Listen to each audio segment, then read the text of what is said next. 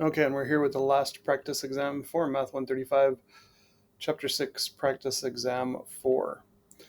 And so we're going to go ahead and get started with a couple families. This one's not going to be as nasty as the one in Practice Test 3, thankfully. So Family A begins saving $300 at the end of each month, beginning in 2025, into an account that earns 5.4% interest compounded monthly, and continues to pay into the account for 15 years. After 15 years, Family A decides to stop contributing to the fund, but leaves the money in the account for an additional 5 years, closing the investment in 2025. Family B begins to invest into an account that also earns 5.4% interest compounded monthly in the year 2030, so 5 years later. They begin this investment with a lump sum of $5,000 and deposit $400 at the end of each month for 15 years, also closing the investment in 2045. Which family ends up with more money and why? So to start with, for Family A, we have an annuity going on. They're putting money into the account, and then 15 years later, they're going to stop and let it sit there for 5 years. So when they stop putting money in, it is no longer an annuity, and it just draws compound interest. So we'll start with our annuity formula, figure out how much money is in the account after 15 years, and then run compound interest on it. So our monthly payments to this account are $300. We're going to be paying into it for 15 years. It is monthly, and the interest rate is 5.4%. So let's see if that divides evenly. And it does. So 0.054 over 12 is going to be 0.0045. And MT is going to be 12 times 15, so 180. Okay, and so we can swing that into our annuity formula. S equals 300 times 1 plus 0.0045 to the power of n, so 180 minus 1 over 0.0045.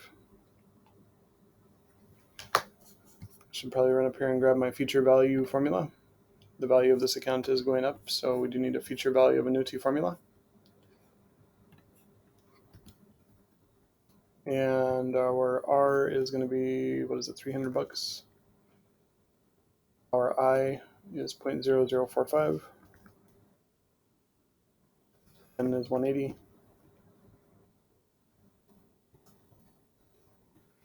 And there we go. So these people end up after 15 years with an account that has $82,921 and 81 cents in it. So after 15 years, this account has 89,921.81 in it. And so that's going to sit there. Remember, these people just stop contributing, but they leave it in there for another 5 years. And so now it's going to be drawing compound interest.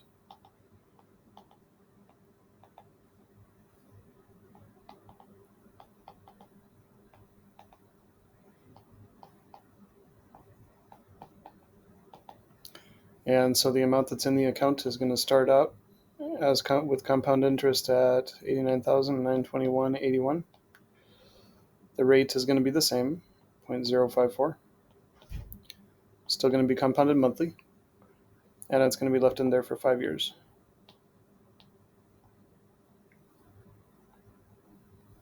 So our R over M is just going to end up being 0.0045. It's going to be the same that it was above. And our MT is going to be 12 times 5, so 60. Compound interest, S equals R times 1 plus I to the power of N. And so we've got our initial lump sum of $89,921.81 times 1 plus 0.0045 to the power of 60. And so this lump sum is this amount that they've built up in this account over time is going to sit there and continue to grow by compound interest.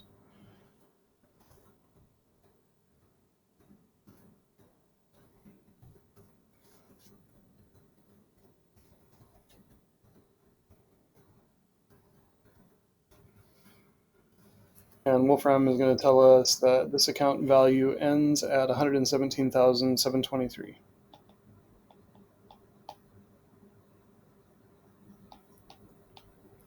0.05.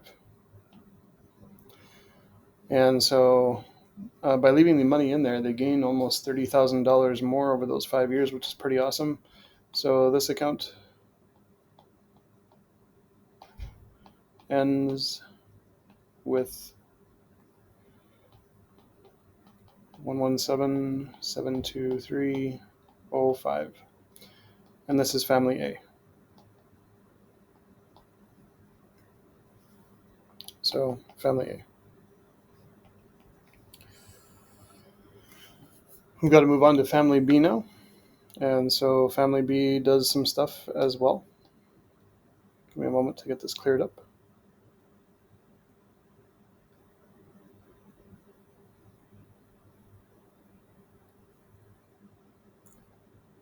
So we're still on number 1 here as well with family B. And so we've got family B begins investing into an account, same percent as family A, with $5,000 lump sum. And so we're starting with compound interest with these guys. With a $5,000 deposit. The rate is 0.054, compounded monthly. And it's going to be left in this account for 15 years. And so if I remember right, 0.054, 0.0045. So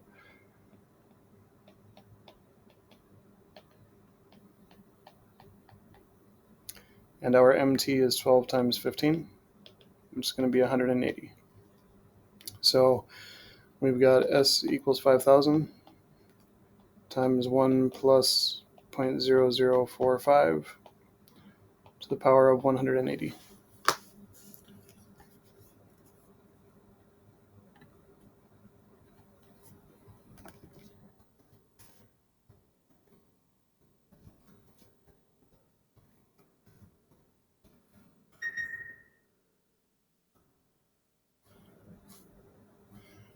And so we end up with $11,219 and 14 cents. So this fund grows to be $11,219.14. Now, in addition to that initial $5,000 that they put away, which is compound interest, they also have an annuity that they're putting $400 into every month. And so we've got to figure that out as well.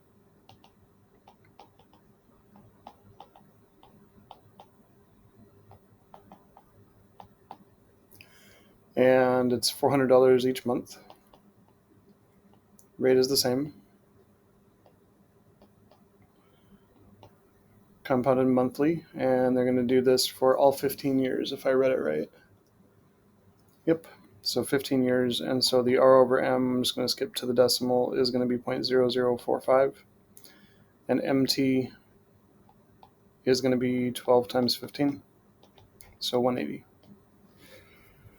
And so our future value of an annuity formula, we got 1 plus I to the n minus 1 over I.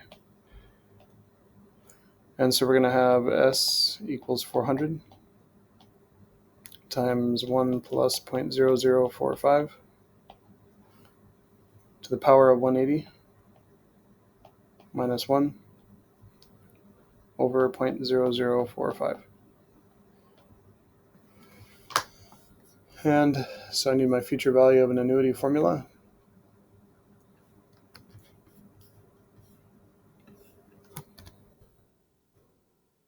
$400 a month that these people are putting into it. 0.0045 is the I, and 180 for N.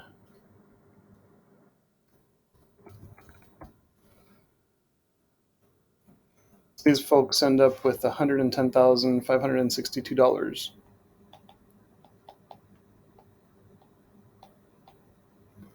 and 41 cents in this account. So this fund grows to 110,562.41. And we need to add these together because that first one was a lump sum that was put in, and then these additional monthly payments were made in addition to that.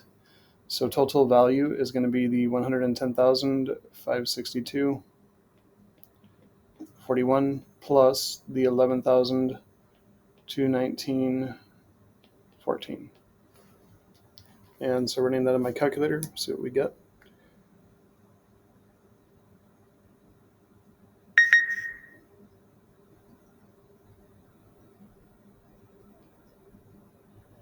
And we end up with 121,781.55.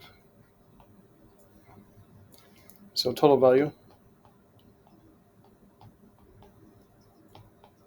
is $121,781.55 for Family B. Now remember that Family B started 5 years later than Family A, but if we pay attention, they did put a big lump sum down in the beginning, and they made bigger monthly payments than Family A did. So let's review and see who ended up with more. Family A ended up with $117,000. Family B ended up with $121,000. And so Family B ended up with slightly more.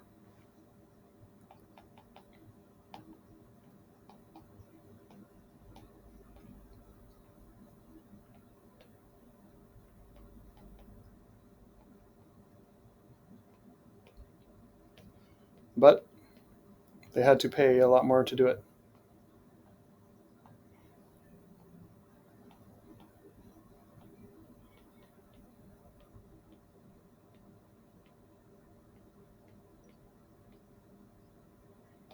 And so I'm not going to go through in this video how much both groups paid everyone, but it's obvious that if these people did $400 a month for 15 years, plus a $5,000 kickoff, and these people only did $300 a month for 15 years, it's obvious that Family B would have put in quite a bit more money.